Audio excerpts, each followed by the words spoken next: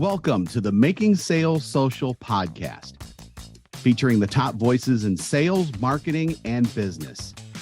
Join Bryn Tillman and me, Bob Woods, as we each bring you the best tips and strategies our guests are teaching their clients, so you can leverage them for your own virtual and social selling. Enjoy the show. My guest today is Jeffrey Boyle. He's the CEO of Bimodo AI, a content and marketing platform that provides entrepreneurs, coaches, and mentors with the systems, infrastructure, tools, and technology they need to focus entirely on the needs of their clients and customers. And boy, do we all need all of that. He's also the host of the Networking Star podcast, where he and his guests dive deep into the realm of productivity, efficiency, and making meaningful connections. And yeah, you can have all three of those at once, especially if you use AI in that mix as well. We're going to be examining how AI is, or should be, fast becoming a valuable tool in the toolbox of those entrepreneurs, as well as salespeople and sales teams, and anyone who has that revenue generating face in front of them. We're also going to take a look at how Jeffrey uses LinkedIn as a tool to help him do what we teach here at Social Sales Link, which is start sales conversations without being salesy. We'll have all of that and other areas involving AI and sales in today's episode. With that, welcome to Making Sales Social, Jeffrey. Well, thanks for having me. Excited to be with you. Good. Always happy to hear that. It was a great intro. I mean, that was that's the kind of thing that maybe I should record that or keep that recording. So whenever someone wants to talk to me, I'm just going, hey, listen to Bob. Yeah, here we go. Just just go to this podcast episode and hit play. That's me. So our first traditional question always is, what does making sales social mean to you? There's nothing more social than sales. It's the kind of thing that people can say what they want about salespeople, but nothing happens until something is sold. Marketing teams are so important, and infrastructure and logistics, all so important, but nothing happens until we sell something. And the best salespeople are the people who know how to relate with people, who know how to talk to people, and just know how to be human with other people. So there's nothing to me more social than sales. There are good answers to that question. There are great answers to that question. And then there are like chef's kiss answers to that question. And I think that's chef's kiss right there. Good. I'm always going for that. It's like, next time my wife asks me something, it's like, did I get the chef's kiss on that? Oh yeah. I like that. I'm gonna have to do that with my wife too. But anyhow, you have what's called or what's phrased as or I would phrase, and you probably do too, as a holistic content to sales approach. So content to sale. So that's a process which has as its ultimate goal to really guide prospects through the entire sales process with the goal of obviously to scale their businesses, which is an audacious goal. Why don't you tell us a little bit more about it? Well, I didn't start off trying to do AI. At this point, I'm kind of an AI pioneer.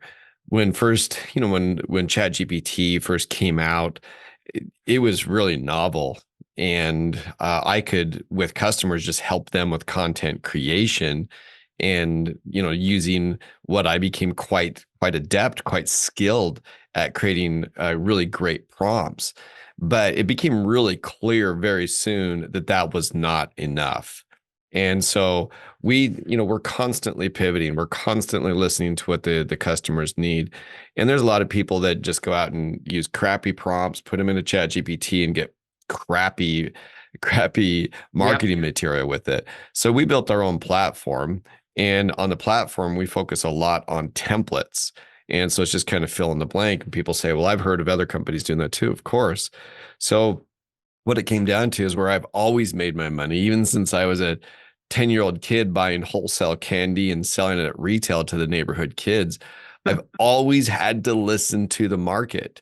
And it is evolving so rapidly right now that really I had to go back to what I've been great at my whole life, which is sales, teaching people how to create the contact and follow that contact all the way through all the way to contract. And that's really where we're really doing great now. There's a lot of people that don't want to talk with people. They don't want to train them. They just want to put up a video and say, follow my video. But the fact of the Yeah. matter is that I can watch a video 15 times and not catch some of the nuances, but all of a sudden I get a coach on there saying, hey, you didn't do this. And boom, it makes the biggest difference in the world. So we really have, it is a holistic approach where we really try to help the person create fantastic content, 30x their marketing content in their tone and style. But more importantly, start to implement the soft skills, the high touch skills to be able to then take them from a contact all the way to you making money. Yeah, so that's really interesting because I I realized this very early on too, that it's that using AI in sales is going to be much more than just creating content, Yeah. and AI can do uh, almost anything from building personas of your customers and things like that to obviously to creating some of that content as well, but there's so much more there, and trying to template everything is just it's just not really a good way to do it, because as you said, someone can come in and go, well, why did you include this, or did you think about excluding this to get even better results because you're excluding something like that? And you just can't do that with Yeah. a one size fits all template. We work with attorneys, and one of the attorneys that I spoke with, they're one of the niches that we deal with. And one of the attorneys said to me, he said, I don't let my people use ChatGPT because they don't know the questions to ask it. Yeah. And it's really the problem that so many people have is AI is only as good as the questions you ask, then Yep. how to put AI on rails, right? Right. Because the last thing you want to do is have your people in your sales department using it to figure out cake recipes. What you're trying to do is you're trying to keep them on task, and you're trying to be able to increase productivity, not create more black holes of unproductivity as you're Right. going through it. So I Right. think that the real task anymore isn't just, does it work? Yeah, AI works. Anybody that's not using it's nuts. It is Yeah. it's a force multiplier. But then you also need to really make sure that you're multiplying the right force, or else it Yeah. becomes a huge distraction. Yeah, there are definitely right forces to multiply and wrong forces to multiply too. I Mm. mean, we've all seen social just in and of itself. If we're using social for a business, I get derailed all the time. And it's like 20 minutes later, it's like, Yeah. oh my God, what was I doing here originally? Yeah. And I mean, so the force multiplier could, which I love that, by the way. I never thought about that phrase before. The force multiplier could be used for good or for evil. I think Oh that's yeah. the way you can say. Yeah, absolutely. So, there is kind of a subset of that. You've talked about personal avatars in AI Mhm. content creation, which I think is brilliant because it lets small businesses infuse their voices into the content they create, which is so important and so impactful, because God knows I've seen enough content out there that it's coming straight from Oh yeah. ChatGPT, and that the person just copied and pasted from it basically. I'm I'm assuming that personal avatars just kind of gets rid of that. And how do you see these avatars impacting, specifically I originally said small business marketing strategies, but I guess it could be for any side business. Oh yeah. It's really interesting. I started doing AI by getting an API to OpenAI and then doing machine learning. I thought it Mhm. was really, really cool. Yeah, But it I've does. spent 18 hours to be able to get it to the point where 20% of its output sounded the way that I wanted to. No other normal person's going to do that. Well, Right. there a very small subset of us that would do it. And I Right. just kept training it till I could get to 30%, 40%. But it's excruciating to be able to get to that point. And so I moved away from that simply because how do you teach a business person that's already very busy? And most of our clients come in and they need extraordinary amount of hand holding. And then we have some of the enterprise people that we can just help them just take it to another level. But that being said, machine learning has a huge place in what we're doing. So now we feed the machine learning with prompt engineering first. So, we live in a fast food world. We still, we do. So we have to give people really exceptional results very quickly. And their Right. brand voice is almost always a celebrity's voice that they want to replicate. It's almost always, very few businesses have their own brand voice that they love. If they have one that they love, we upload a Word doc or a PDF Right. doc into my system, Yeah. Bimodo. It Yeah. analyzes it takes their idiosyncrasies, it takes their words that they like to use, it takes their, just all of these wonderful things, and it replicates it. But if they don't have that, then we use prompt engineering first to be able to output a bunch of different content that they like, that they feel represents them, and more importantly, talks to their audience's emotionals and secret desires. Mhm. Right. We got that. Now we can start to train your avatar because we've done that. But if you just ask a normal small business person, what's your brand voice? Yeah, I don't know. I don't know. You really have to be able to give them instant results, because most people aren't going to spend 18 hours of machine learning to be able to get 20 to 30% success ratio. Yeah, so that's a real interesting question in and of itself. For that small business person, or even the entrepreneur, or, coach or trainer or whatever, when you ask them that question, what is your brand voice? And Mm. they give you that deer in the headlights look. How how do you help them with that? And how does AI help with that as well? So I have this process, and it's a series of templates that are backed by prompts. And a lot of my prompts are 700 to 900 words, and they're very Wow. exact with what I want them to do. Holy crap. And people say, "Oh, you're going to use up all your tokens." It's still Yeah. cheap. It's cheap to Yeah. be able to do that. And Yep. so, but what's more expensive? An extra 20 cents a week on using extra tokens, or spending 30 to 40 extra days trying to figure it out? I'll Yep. spend the 20 cents, right? Right. So the thing that we do is a buyer persona, and the first thing I do in the buyer persona is get their secret desires Mhm. of the target market, right? And then I have it build an offer with pillars, and then I have it analyze that and give a suggestion of a celebrity that matches their brand's target market.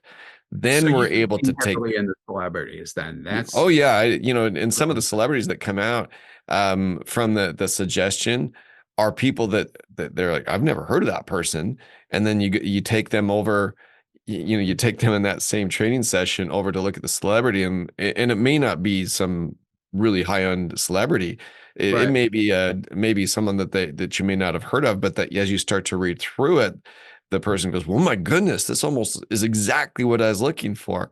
So in a matter of 15 minutes, we're able to then take that person's Mhm. tone and style and get their idiosyncrasies, and then we're able to then upload it into the avatar. And it's just a permanent part of all of the different content that they can put out: emails, texts, tweets, you name it. That is fascinating. As so I guess celebrity, and I'm Mm. putting air quotes in case you can't see it. Celebrity is probably more just like a person who is out there who probably Mm. has enough content to where you can draw a voice from that and then Yeah. match it to the person I is wish what I wish I really. remember the name of this celebrity that came. It was a person that did fintech content. Wow. And the person gave me two of the blogs that he had written, and it analyzed it, and it said, why don't you my system said, check out this person, and the guy goes, I've never heard of her. And I looked at him like, I haven't heard of her either. But it fit exactly the style, because the way that my system does it is it analyzes the idiosyncrasies, the usage of words. I say idiosyncrasies a lot because that's what makes us unique. That's what makes us Yeah. not Chat GPT. That's what makes us not sound like a bot. And Yeah. in fact, may seem like a bit of a tangent, but Stevie Wonder had all of his best hits back before he started using a lot of the modern tools. And scientists have said that we as humans like imperfection. Yeah. We like imperfection. And as a result of that, his imperfections on his early records are what people loved, possibly just slightly being off the exact beat. Just Yeah. he was one of the best artists of all times, but that's what we love is just that slight imperfection. And so it's the idiosyncrasies that make us human, and that's what we need to add into the content for it to seem human. Yeah. Yeah. It's just like when people try to do AI voices Mm, and the voices, there aren't no actually it's a really good example because that was kind of a mistake there that you would engineer out of an AI voice, yet, yeah. me saying, that's no blah blah blah. That's me at the same time though, but some of the other things that are missing, might be like an or maybe just a little bit of a stutter or a stammer or even breath sounds. I mean, you Mm, don't hear unless that's changed, and I know that people are trying to work on this, but to work in like breath sounds and things like that, just so that some of those imperfections are there. People don't connect with that because they know it's AI when yeah. it comes to just like voices and even like the fully avatar video avatars is what I was Mhm. trying to say. That type of thing too. I mean, it's too perfect. And the novelty of that is worn off.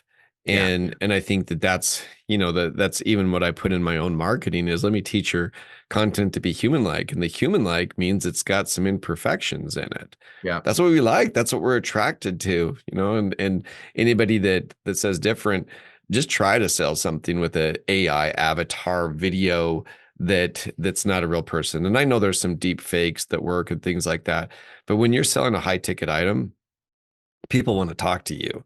People want Right. to feel your humanity. And more Hmm. than anything, I had this wonderful PhD coach came on that wants to put out some really great ideas on courses.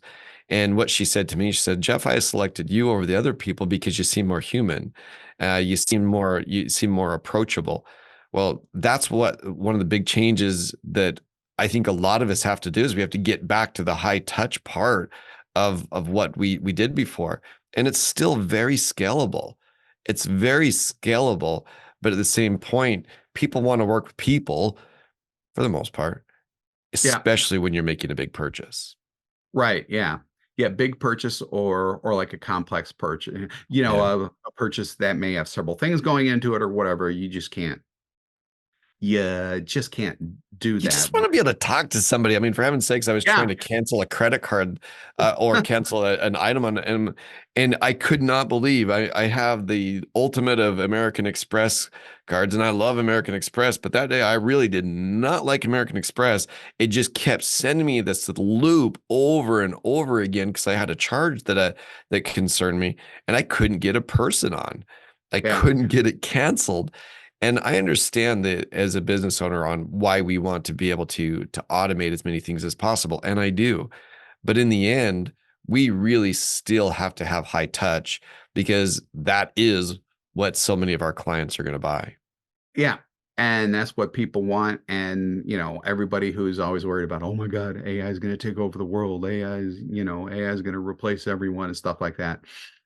I always come up with so many examples about why that's just not going to happen. It's going to be a very valuable tool to us. And Yeah. what everything you just said is one of the reasons why that it's not going to, and that we're not going to be reporting to AI Mm. overlords at some point in time. I haven't heard that one. The AI overlords. I was like, I, for one, welcome our AI overlords, which is a really, really, really old meme. And yeah. and and if you're under like 40, you won't understand that one.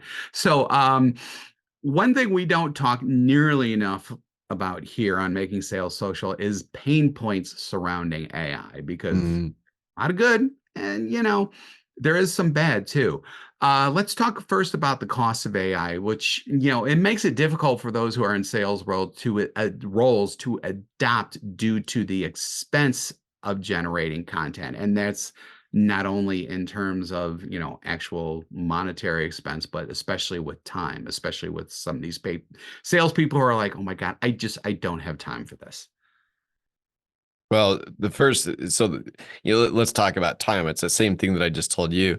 I was working with the guy, and he came to me and he said, "I'm having a tough time. Content's my kryptonite, Jeff."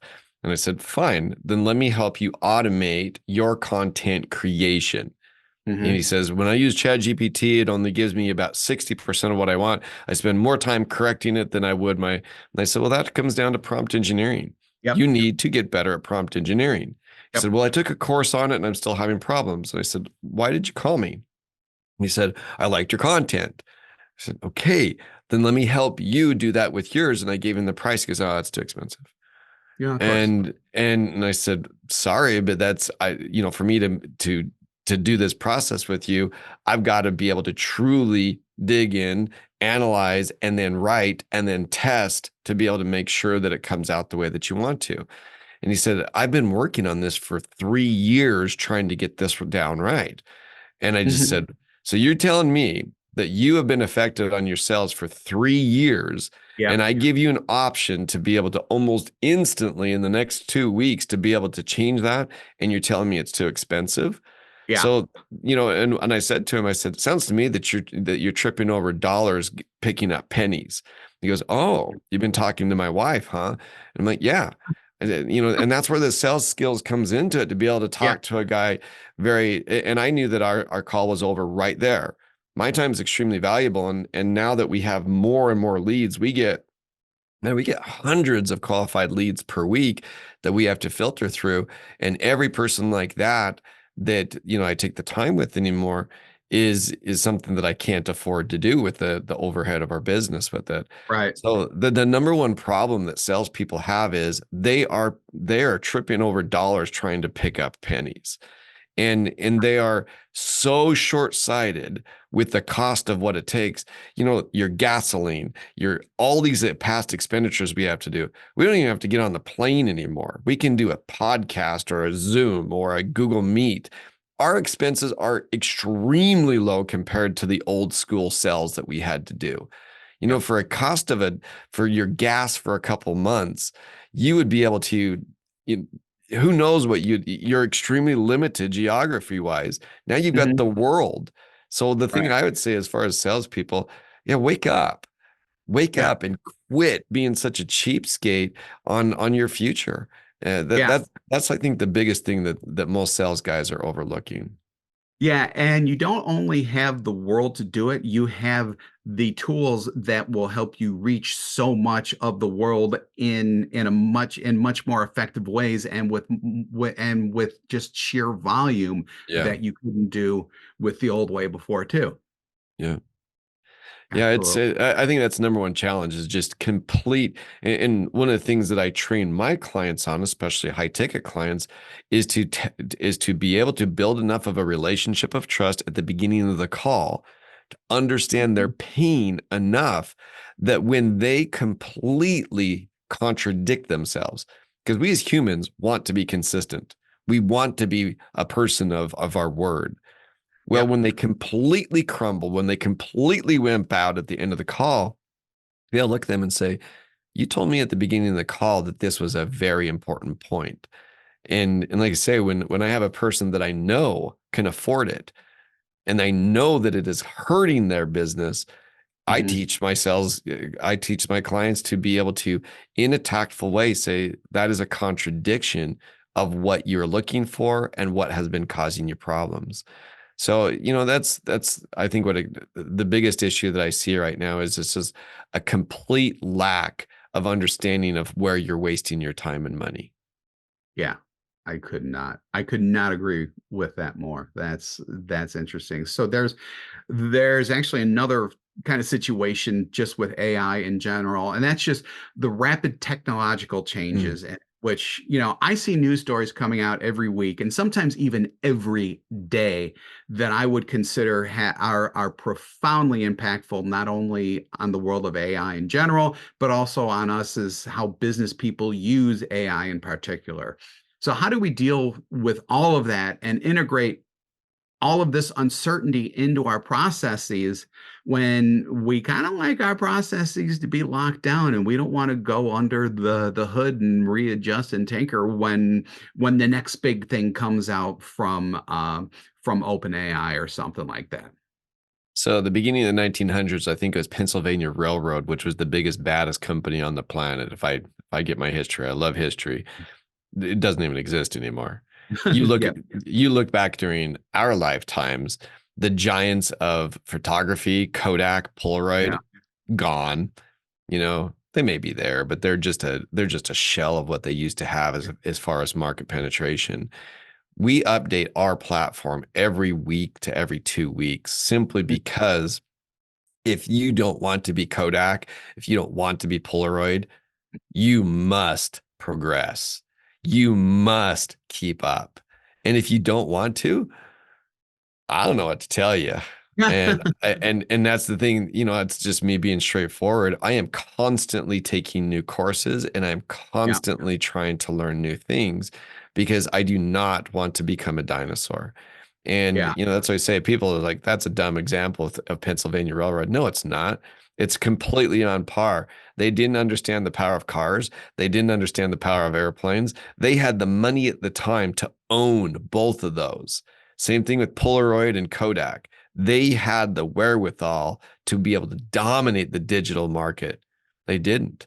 And now you Yeah. even look at, unless you're like me, where I've got a studio and things like that to be able to, most people just use your phone. And Right. so it's kind of thing you better keep up. And Kodak certainly could have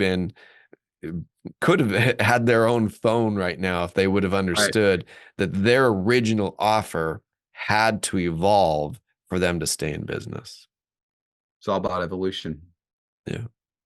Absolutely. I'm not Absolutely. opinionated on that at all though. So No, not at all. No, of course not. You're I you're very kind of middle of the road and non-committal when it comes to stuff like that. So, um, so step back just a little bit. I'm gonna say a statement to you, and I want to know if you agree or disagree. So Mhm. here's the statement.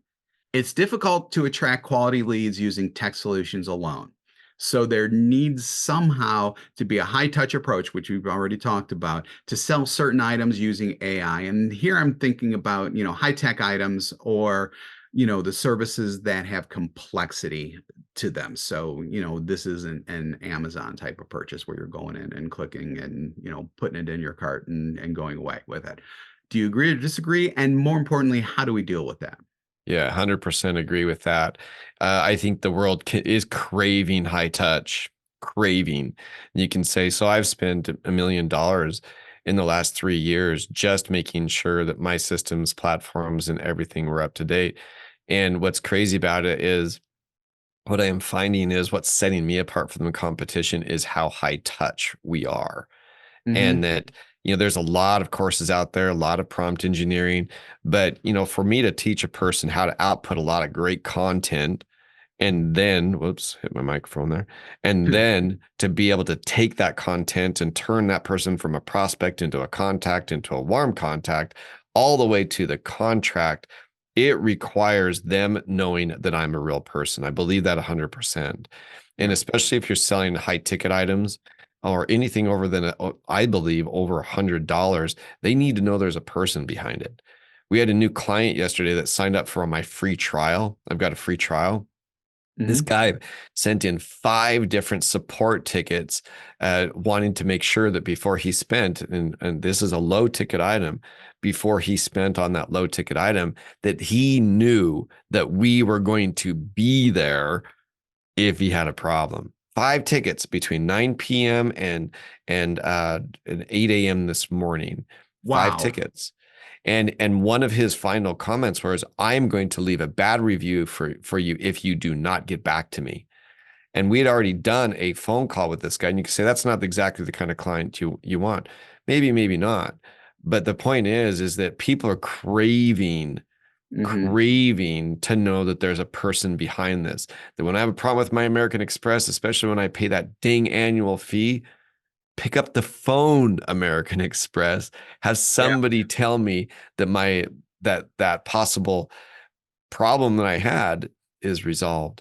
So I would say as it relates to all of it, with my videos, I do my videos. Mhm. Yes, I have AI help me research and do these scripts, but at the end, the final product has to be approved by me, and I have to be the one that feels good about it representing me before I say it. So I think in all aspects of our sales, on LinkedIn, it better be a real person doing it and not just a bot, because when they ask a question and the bot answers it completely wrong, you better be prepared to handle the fallout for a Yep. possible lost sale or a lost contact. Right. Or a lawsuit, depending Yeah. on depending on the situation. And I think that it's the reason why that we're at that high touch point anymore is that because even before AI and all the stuff that we're talking about now, we've dealt with phone trees, we've dealt Mhm. with replies, we've dealt with All of stupid ass it. bots, and we want A people. person. Yeah, Yeah. yeah, I mean, and I think it's actually really cool that we can use AI, which is not human, to help us with actually making that human contact. That's the key point, I think, is what you're saying is how do I how do I lubricate the rough, bad spots of your business? How do I automate some of that crappy stuff so you can actually start talking to people again? I Mhm. in I was doing a bunch of business in Europe a few years ago, and one of the guys that was selling my product said to us, "I want this all to be automated. I want I want it all to go through and all to go through just complete automation." So one of my guys said to me, he said, "So you want to completely eliminate the human element?" I said, "Yeah, yeah, I do." And we just said, "Good luck." That's Yeah, I not good luck. good Because luck is the exact phrase that went through my mind after you said that. Yep. well, we have here. I have a coach that I have done business with, and this coach sells a $50,000 a year mastermind and a $250,000 mastermind, and he also has a book. And one of the things that this coach says to the people signing up for the $250,000 mastermind is everything that I teach you is in the book. So why would people pay $250,000 to work with this coach? Well, it's the same thing that I was saying is that when I first started hiring coaches to, because I used to sell enterprise $1 million offers or six-figure offers, and now I'm Mhm. working with small business people, I had to learn to sell a lower Right. amount. But what this coach said is the same thing that I had been running through, which is I'd watched that video on how to do that particular sell 10 times. I listened to on 2x speed multiple times when I was at the gym. And I missed one small part that when my coach went through my review of a failed call, a failed Mhm. sell, he goes, "Well, you didn't do this. You didn't ask for the credit card." And I thought, that is the stupidest thing. I can't believe that I missed that. Yep. And that's the difference. That's why someone would pay $250,000 to this coach, because they have the ability to cut through the crap immediately and tell you what you did wrong. And that's why I just believe that the human part will never go away. Let's automate the heck out of so many of these mundane things so Right. you can talk to people again. Yes. Yeah, because we've gotten bogged down in the mundane for so long, and there's Yeah. more and more mundane coming at us all the time. We really need to just start being social and start being human again, and doing all of that, which actually gets into my next question. So, because we here and Making Sales Social Sales Link, we're all about using LinkedIn and social selling. Let's talk about how you use LinkedIn for networking and sales, which is, and especially that human touch, because the last time that we talked, I mean, we were obviously being human to one another. It was a great conversation, which is what everything on that we're talking about now is based on. But at the same time, we actually made a real human connection there. I'm very happy to say that I know you now and everything. But how do you and we kind of did that through LinkedIn too. Yeah, So we did do it through. We met on LinkedIn and I yeah, reached out to you on yep, LinkedIn. I use it Yep. to its maximum. So I subscribe to the $99 and I reach out to the maximum amount of people that I can Mhm. per month, the maximum. Yeah, good for you. And so my process is quite simple. I send a message. I try to make it a little bit personal, the Mhm. best I can. And you can say, do I do it all myself? No, I also have help, but Yep. we reach out to the maximum amount. But as soon as a person responds, it's me who does it. I do it. And so Excellent. what my system is that I send out a message, they don't respond. I let a certain amount of time go through. I send another message, and then if they don't respond, then I'll send one last message. Mm. And because that way it doesn't count against me now that I've made Right. that initial Yeah. contact, right? So Yep. why in the world nobody responds in the first message? Nobody. And so, and I have such great contacts. I have potential investors for my business as a result of it.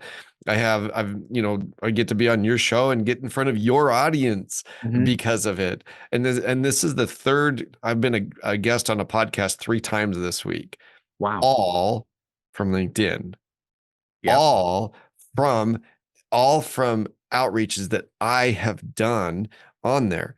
And so I just have a really straightforward system with it. As soon as they reply, then I talk to them without AI. You only have a certain amount of text you can do, but my Mhm. initial contacts are all done through a certain, a process that we go through that's a little bit more automated. But once a person responds to me, I'm very, it's very much me, and I'll sometimes make spelling errors, whatever, but it doesn't matter. It's Right. just the kind of thing that I keep it up. As soon as a person responds to me, I'll respond to them. Unless I'm in a meeting, I'll respond to them instantly, because some of the people will take 2-3 weeks to respond. Yeah. And so that's how I do it. I'm all over it, Yeah. because it's a huge part of my networking. Yeah, so speaking of like AI and automation and things like that, my partner here at Social Sales Link, who's also the CEO, Bryn Tillman, always tells this story about how she was initially reached out to by automation, Mm. and then she went back and forth with it a couple of times, and then always got automated responses back. And then at some point, a little bit down the line, the person, because this was coming from an individual profile, so the person, the actual person at the profile, jumps into the conversation and says, "Hey, you've got me personally now. How can we help with things like that?" And her reaction was, "Oh my God, I finally got the person. I feel so blessed and so everything else. I mean, that this guy actually stepped down from his mountaintop Yeah, and condescended to reply to me. You can't do that." can do it. And I mean, we here at Social Sales, like we do have kind of opinions about automation, things like that. That being said, getting involved personally as soon as possible is just absolutely crucial. Otherwise, you're going to feel like Bryn did. I Well, mean, I'll tell you immediate. You say as soon as possible. It's the kind of thing that there are so many different studies on leads coming in. You got 1 minute, and yeah, then by the time it gets to 5 minutes, you have probably lost that person. And that's not yeah, always the case, because on LinkedIn, compared to the regular leads, the leads that we get coming into our site, on LinkedIn, you got professionals. I mean, you have professionals, and professionals are more professional, yeah, but they're also being bombarded. I mean, the amount of crap offers that I get every single day on LinkedIn, there's so many bad offers, and it yeah. is obvious that it's just a sales pitch. And I never go at my first message is look, you got to kiss, before you get married, I suppose, on these different things. And that's maybe a bad example, but without being too vulgar with that metaphor, you really have got to warm up the person by Yeah. being real. Yep. You've really got to be a person with them. So any of the automation I do is just to be able to warm them up. And even the message, I tried it. I think that you responded to me, if I recall, after my "Hey, I'm still here" message. And then as soon as you responded to me, then it was Hmm. 100% me Yep. and on that. Okay. Yeah, that's interesting. That's really interesting. So, I'll start to wrap up just a little bit here. I want to hear really quick about the your Networking Star podcast. What's going on there? Who do you talk to? What do you talk about?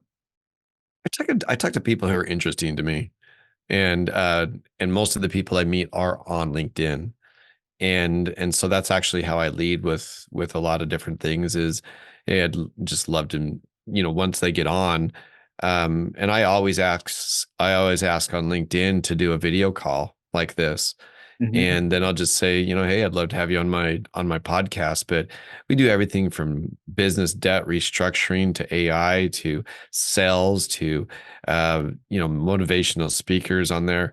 If they're interesting, I like to have them on. And interesting enough, with my podcast, most of my views get on I see them on my Instagram, which is just my name, Jeffrey Boyle.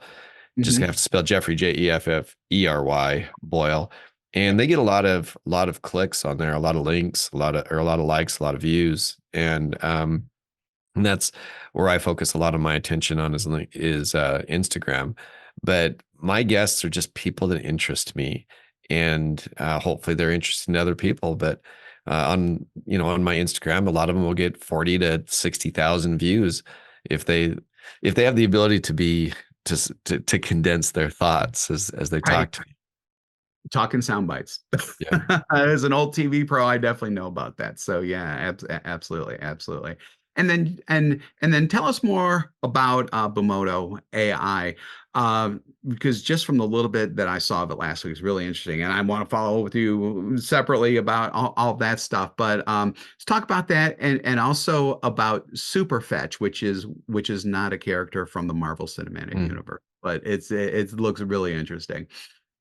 My logo is a bunny, and my bunny is Fetch. And so what Super Fetch is it's a prompt creator.